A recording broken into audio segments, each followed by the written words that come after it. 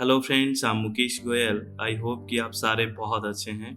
Friends, आज हम UGC net paper 1 जो कंपलसरी पेपर है उसमें unit 9 people development and environment के बारे में कुछ इम्पोर्टेंट बातें पढ़ेंगे जो यूजीसी नेट पेपर 1 के लिए बहुत ज़रूरी है, जो आपके नेट और जेआरएफ में काफ़ी हेल्प हो सकती है। फ्रेंड्स, आज हम पॉडकास्ट के थ्रू पढ़ेंगे, मीन्स हम ऑडियो के थ्रू ही पढ़ेंगे। इसका कारण क्या है, इसका रीज़न क्या है? फ्रेंड्स, इसका रीज़न ये है कि यूजीसी नेट की जो तैयारी कर रहे हैं वो ज़्यादातर अपनी जॉब में बिजी रहते हैं या फिर हाउसवाइफ्स हैं, तो अगर वो वीडियो लेक्चर्स को देखते हैं या सुनते हैं तो उनको ये डाउट रहता है कि कहीं कुछ ब्लैक बोर्ड पे या वाइट बोर्ड पे या कुछ लिखा जा रहा है क्या, कहीं मैं मिस तो नहीं कर रहा या कर रही हूँ। तो इसीलिए हम पॉडकास्ट के थ्रू ही इस यूनिट को करने की कोशिश करेंगे। मे बी आपको बहुत हेल्प हो और एग्ज़ाम के लिए आपके लिए अच्छा साबित हो। चलो हम बात करते हैं ये अपनी यूनिट नंबर 9 के बारे में। अगर यूनिट का नाम बात करें तो पीपल डेवलपमेंट एंड इन्वायरमेंट है, यानी कि लोग, पर्यावरण और विकास। कहने का मतलब है जैसे जैसे लोग विकास कर रहे हैं, डेवलपमेंट कर रहे हैं, वैसे वैसे पर्यावरण पे यानी कि इन्वायरमेंट पे किस तरह का क्या प्रभाव पड़ रहा है। इसमें बहुत सी इंपॉर्टेंट बातें हैं फ्रेंड्स, हम कुछ बातें करने की कोशिश करते हैं। फ्रेंड्स, इसमें एक टॉपिक है millennium development and sustainable development goals. यहाँ से यूजीसी नेट क्वेश्चन पूछती है। मैं कुछ आपको फैक्चुअल इन्फॉर्मेशंस बता देता हूँ क्या क्वेश्चन पूछते हैं। सबसे पहले ये पूछा जाता है कि मिलेनियम डेवलपमेंट गोल कितने हैं। तो आपको याद रखना है टोटल मिलेनियम डेवलपमेंट गोल 8 हैं और सस्टेनेबल डेवलपमेंट गोल 17 है। फ्रेंड्स, कितने हैं? मिलेनियम डेवलपमेंट गोल 8 है और सस्टेनेबल डेवलपमेंट गोल 17 है। कई बार यूजीसी ऐसा पूछ लेती है फ्रेंड्स कि नीचे लिखे हुए में से कौन सा मिलेनियम डेवलपमेंट गोल है या कौन सा नहीं है। मीन्स आपको 8 मिलेनियम डेवलपमेंट गोल याद होने चाहिए, सीक्वेंस वाइज याद होने चाहिए। तो मैं आपको 8 के 8 मिलेनियम डेवलपमेंट गोल पढ़ के बता देता हूँ, अच्छे से याद रखना है। नंबर 1 पे है eradicate extreme poverty and hunger, यानी कि गरीबी और भूखमरी को ख़त्म करना। सेकंड है achieve universal primary education, primary education को अचीव करना। याद रखना फ्रेंड्स, यहाँ पे प्राइमरी एजुकेशन की बात की गई है, ग्रेजुएशन, सेकेंडरी या सीनियर सेकेंडरी की बात नहीं की गई है, ये बात ध्यान रखनी है। तीसरे नंबर पे है promote gender equality and empower women, gender equality को प्रमोट करना और वुमेन एम्पावर करना, यानी कि महिला सशक्तिकरण की बात करना। बाद में रिड्यूस चाइल्ड मोर्टेलिटी, यानी कि जो मृत्यु दर है बच्चों की वो क्या हो, कम करने की बात की गई है। बाद में बात की गई है इम्प्रूव मैटरनल हेल्थ, जो माताओं की जो हेल्थ है उसके बारे में बात की गई है कि उसको इम्प्रूव करनी है। Combat HIV AIDS malaria and other disease, यानी कि HIV एड्स मलेरिया और दूसरी डिजीज से लड़ने की बात की गई है 6 नंबर पे।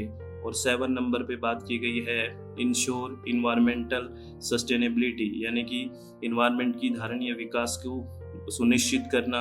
और 8 नंबर पे बात की गई है develop a global partnership for development, यानी कि विकास के लिए ग्लोबल पार्टनरशिप को तय करना। ये सारे के सारे मिलेनियम डेवलपमेंट गोल है 8 के 8। उसके बाद हम बात करते हैं फ्रेंड्स सस्टेनेबल डेवलपमेंट गोल की, और टोटल सस्टेनेबल डेवलपमेंट गोल है 17। और उसमें पहला सस्टेनेबल डेवलपमेंट गोल की बात करें तो फ्रेंड्स है नो पॉवर्टी, यानी कि पॉवर्टी नहीं होनी चाहिए, यानी कि गरीबी की बात नहीं होनी चाहिए, गरीबी ख़त्म होनी चाहिए। उसके बाद सेकंड नंबर पे बात की गई है जीरो हंगर, यानी कि हंगर बिल्कुल नहीं, भूखमरी बिल्कुल नहीं होनी चाहिए, ठीक है ना फ्रेंड्स। और थर्ड पे बात की गई है फ्रेंड्स जीरो हंगर के बाद गुड हेल्थ एंड वेलबींग की बात की गई है। फोर्थ नंबर पे बात की गई है क्वालिटी एजुकेशन, यानी कि गुणवत्ता पूर्ण शिक्षा, ठीक है। 5 नंबर पे बात की गई है जेंडर इक्वालिटी के बारे में। 6 नंबर पे बात की गई है क्लीन वाटर एंड सैनिटेशन के बारे में। 7 नंबर पे बात की गई है अफोर्डेबल एंड क्लीन एनर्जी के बारे में, यानी कि शुद्ध ऊर्जा और अफोर्डेबल हो। 8 नंबर पे बात की गई है decent work and economic growth के बारे में। 9 नंबर पे बात की गई है इंडस्ट्री इनोवेशन एंड इंफ्रास्ट्रक्चर यानी कि उद्योग, और इनोवेशन और इंफ्रास्ट्रक्चर यानी कि जो अपना इंफ्रास्ट्रक्चर है वो अच्छा हो। उसके बाद रिड्यूस इनइक्वालिटी यानी कि असमानता को कम करना। सस्टेनेबल सिटीज़ एंड कम्युनिटीज, धारणीय जो सिटीज़ हों और समुदाय हों। Responsible consumption and production 12 number पे है। 13 नंबर पे है क्लाइमेट एक्शन, और 14 नंबर पे है लाइफ बिलो वाटर, पानी के अंदर का जीवन, और 15 नंबर पे है लाइफ ऑन लैंड, भूमि पे जीवन। 16 नंबर पे है peace and justice strong institutions. ठीक है, याद रखना है 16 पे क्या है, पीस, शांति एंड जस्टिस स्ट्रॉन्ग इंस्टीट्यूशन, मजबूत संस्थान। और 17 नंबर पे है partnership to achieve the goal, और गोल अचीव करने के लिए पार्टनरशिप। तो ये थे 17 सस्टेनेबल डेवलपमेंट गोल। फ्रेंड्स, आपको मैं एक बात बता दूं, इनका आपको सीक्वेंस में याद रखना जरूरी है, और ये भी पूछ सकते हैं कि कौन सा सस्टेनेबल डेवलपमेंट गोल है, कौन सा नहीं है। तो ये बातें आपको एग्जाम के पॉइंट ऑफ व्यू से ध्यान रखनी है। और भी कुछ फैक्चुअल इंफॉर्मेशन होती है फ्रेंड्स, कि कब आया, कब तक रहेगा, वो सारी डिटेल में जब पढ़ते हैं तो पढ़ना होता है, लेकिन रिवीजन के तौर पे एक बार आप इतना सुनना है आपको। उसके बाद बात करते हैं आपके इसी में एक सब टॉपिक है जिसका नाम है ह्यूमन एंड इन्वायरमेंट इंटरेक्शन, और एक शब्द और है एंथ्रोपोजेनिक एक्टिविटीज। यहाँ पे जो शब्द आया है एंथ्रोपोजेनिक एक्टिविटीज, इसका मतलब होता है मैन मेड, यानी कि हमारे द्वारा जो एक्टिविटीज होती है उसको एंथ्रोपोजेनिक एक्टिविटीज बोलते हैं। और आपको पता है हम जो एक्टिविटीज करते हैं उससे इन्वायरमेंट पे क्या इम्पैक्ट पड़ता है, आप बहुत अच्छे से जानते हो, ठीक है ना। तो ह्यूमन एंड इन्वायरमेंट इंटरेक्शन में हमें दो टर्म है, एक टर्म है इकोसिस्टम और एक टर्म है इकोलॉजी। इसके बारे में हमें बात करनी है कि इकोसिस्टम और इकोलॉजी क्या चीज होती है। इकोसिस्टम को हिंदी में बोलते हैं पारिस्थितिकी तंत्र, ठीक है, और इकोलॉजी को बोलते हैं पारिस्थितिकी। या अगर हम ऐसे बोलें कि study of ecosystem is called ecology तो गलत नहीं होगा, यानी कि इकोसिस्टम का अध्ययन इकोलॉजी है। आपसे कुछ एक बात और पूछ लेते हैं कि इकोसिस्टम नाम है वो किसने दिया, तो आपको बोलना है एजी टेंचले ने दिया 1935 में। और बात पूछे कि इकोलॉजी नाम किसने दिया, तो अर्नेस्ट हैकल ने दिया 1869 में। आपको ये बात ध्यान रखनी है। इसके बारे में अगर आपको थोड़ा सा यहाँ पे एग्जाम के पॉइंट ऑफ व्यू से पढ़ना है तो डेफिनेशन एक बार आपको जो मैंने बताई वो याद रखना। इसी चैप्टर में एक बहुत इम्पोर्टेंट बात है हॉटस्पॉट्स। हॉटस्पॉट क्या चीज़ होती है वो आपको ध्यान रखनी है। हॉटस्पॉट याद रखना कोई एरिया होता है, कोई क्षेत्र होता है जिसमें स्पीसीज की रिचनेस बहुत होती है और वहाँ पे स्पीसीज का एंडेमिज्म होता है, यानी कि स्पीसीज उस स्थान पे बहुत ज़्यादा पाई जाती है तथा वहाँ पे स्थानिकता होती है, एंडेमिज्म होती है। स्थानिकता का मतलब वो उसी स्थान पे पाई जाती है। अगर आपको कोई पूछे कि भारत में कितने हॉटस्पॉट है तो आपको बताना है कि भारत में 4 हॉटस्पॉट है। कौन कौन से? Western Ghat, the Himalaya, the Indo Burma region and Sundaland Nicobar group of island. ये आपको याद रखने हैं, ये एग्जाम में एचईटीज डायरेक्ट पूछ लेते हैं। उसके बाद एक नेक्स्ट जो सब टॉपिक है वो बहुत इम्पोर्टेंट है फ्रेंड्स, और उस सब टॉपिक का नाम क्या है? इन्वायरमेंटल इश्यूज की बात की गई है। तो इन्वायरमेंटल इश्यूज लोकल भी हो सकते हैं, रीजनल भी हो सकते हैं और ग्लोबल भी हो सकते हैं। जैसे अगर मैं बात करूं global warming, ozone layer depletion, ये सारे के सारे ग्लोबल इशू है, ठीक है ना, यानी कि ये एक वैश्विक संकट है। तो इस तरह से इश्यूज की बात करनी है। इसी के अंदर हमें कुछ पोल्यूटेंट्स की बात करते हैं कि प्राइमरी पोल्यूटेंट्स क्या होते हैं, सेकेंडरी पोल्यूटेंट क्या होते हैं। ये है एग्जाम की पॉइंट ऑफ व्यू से बहुत इंपॉर्टेंट है फ्रेंड्स, ध्यान रखना। प्राइमरी पोल्यूटेंट यानी कि प्राथमिक प्रदूषक वो प्रदूषक होते हैं जो डायरेक्टली किसी सोर्स से निकलते हैं, जबकि सेकेंडरी पोल्यूटेंट वो पोल्यूटेंट होते हैं जो डायरेक्टली किसी सोर्स से नहीं निकलते, वो इन्वायरमेंट में आके रिएक्शन करके नया पोल्यूटेंट बनाते हैं, उनको बोलते हैं सेकेंडरी पोल्यूटेंट। मैं आपको कुछ सेकेंडरी पोल्यूटेंट्स के नाम बता रहा हूँ। इन पोल्यूटेंट्स का नाम आप याद रखना। क्या क्या याद रखोगे? Tropospheric ozone. कौन सा ओजोन? Tropospheric ozone. ऐसी ओजोन जो क्षोभ मंडल में पाई जाती है, ट्रोपोस्फेयर में पाई जाती है, उस ओजोन को सेकेंडरी पोल्यूटेंट कहते हैं।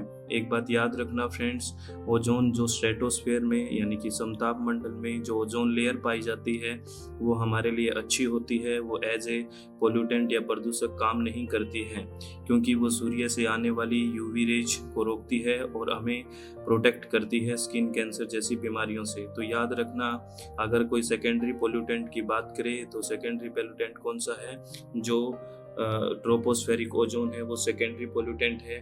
और सेकेंडरी पोल्यूटेंट कौन है, पैन, PAN, पैन इसकी फुल फॉर्म है पर ऑक्सी एसिटाइल नाइट्रेट, यह भी सेकेंडरी पोल्यूटेंट है। एक है एसिड रेन, अम्लीय वर्षा, यह भी सेकेंडरी पोल्यूटेंट है। एक है फोटोकेमिकल स्मोग, यह भी क्या है, सेकेंडरी पोल्यूटेंट है। और एक नाम और याद रखना, कार्बोनिक एसिड, यह भी सेकेंडरी पोल्यूटेंट है। तो यहाँ से UGC आपसे डायरेक्ट क्वेश्चन पूछ लेती है कि सेकेंडरी पोल्यूटेंट और प्राइमरी पोल्यूटेंट या फिर सेकेंडरी पोल्यूटेंट के कौन से एग्जाम्पल हैं। इसके अलावा जैसे सोक्स है, नॉक्स है, कार्बन मोनोऑक्साइड है, ये सारे के सारे प्राइमरी पोल्यूटेंट्स हैं, क्योंकि ये डायरेक्ट किसी सोर्स से निकलते हैं। ये बात आपको ध्यान रखनी है। इसके बाद इसी चैप्टर में हम बात करते हैं कंपोजिशन ऑफ एटमॉस्फेयर। एटमॉस्फेयर के संगठन की बात करते हैं। तो आपको याद रखना है कि एटमॉस्फेयर में लगभग 78% नाइट्रोजन है, 21% ऑक्सीजन है, 0.93% आर्गन है और 0.04% कार्बन डाइऑक्साइड है। ये आपको थोड़ा ध्यान रखना है, कई बार पूछ लेते हैं। कार्बन डाइऑक्साइड वाला क्वेश्चन कई बार पूछा गया है, तो आपको ध्यान रखना है कार्बन डाइऑक्साइड कितना परसेंट है। कार्बन डाइऑक्साइड 0.04% है। ये मात्रा परसेंट में दी गई है, यानी कि प्रतिशत में दी गई है, आपको ध्यान रखनी है ये बात। ये कुछ इंपॉर्टेंट बातें हैं फ्रेंड्स, आपको चित्त को रिलैक्स करके शांति से ये सारी बातें सुननी है, आपको याद होना बहुत ही ज़रूरी है। मैं उन्हीं बातों के बारे में बात कर रहा हूँ जो एग्ज़ाम के पॉइंट ऑफ व्यू से आपके लिए बहुत ही इम्पोर्टेंट है, ठीक है ना फ्रेंड्स। एक इंडोर एयर पोल्यूटेंट होता है जो सामान्यतः एग्जाम में पूछ लेते हैं। उस इंडोर एयर पोल्यूटेंट का नाम है रेडोन गैस। क्या है, रेडोन गैस है। और मैं एक CPCB central pollution control board एक कुछ पैरामीटर्स या फिर कुछ लिमिट का जारी किया हुआ है कि इससे ज़्यादा कंसंट्रेशन इन्वायरमेंट में नहीं होनी चाहिए। ये CPCB की एक टेबल है, वो आपको याद रखनी है। वो आपको पूछ लेते हैं कि कितना एक लिमिट रखी गई है, क्योंकि अगर लिमिट नहीं रखेंगे तो पोल्यूशन बहुत ज़्यादा हो जाएगा, पोल्यूटेंट्स बहुत ज़्यादा हो जाएंगे। तो CPCB ने एक लिमिट रखी हुई है कि कितना आप इमिट कर सकते हैं कौन सा पोल्यूटेंट को।